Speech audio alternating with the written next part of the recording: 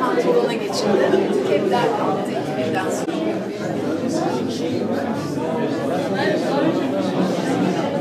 Harran Üniversitesi Sağlık Bilimleri Fakültesi ve Harran Üniversitesi Araştırma ve Uygulama Hastanesi işbirliğiyle hazırlanan 12-18 Mayıs Hemşirelik Haftası kutlama programına hoş geldiniz.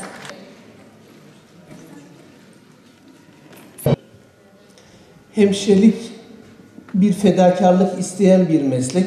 Hakkıyla yaptığımız zaman, hakkını vererek yaptığımız zaman gerçekten savaşta, barışta, zorlukta, gece gündüz demeden günün her anında, zamanın her anında ne zaman nerede yoğunlaşacağını bilmediğimiz ve bir dokunuşla hayatına en ufak bir katkı sunarak hastanın ve hasta yakınlarının mutlu olmasına ve ferah bir şekilde, dinç bir şekilde evine dönebilmesinde siz hemşirelerimizin katkıları çok büyük. Hemşirelik ve doktorluk birbirinin ayrılmaz parçasıdır. Hasta geldiğinde ilk karşılaştığı kişiler genelde hemşireler olmaktadır.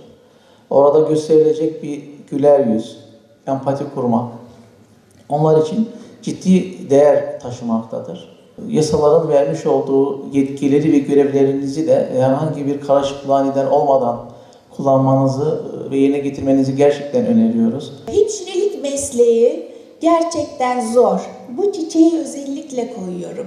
Bu zor koşullarda, değil mi? Normal hani güneşli bir bahar ayında çiçekler açar ama kışın zor koşullarında bile açan bu çiçekler işte ben hemşireliğe çok benzetiyorum. Biliyorum ki insan biriciktir, değerlidir ve birçok değerleri vardır ve bunların da korunması gerekir.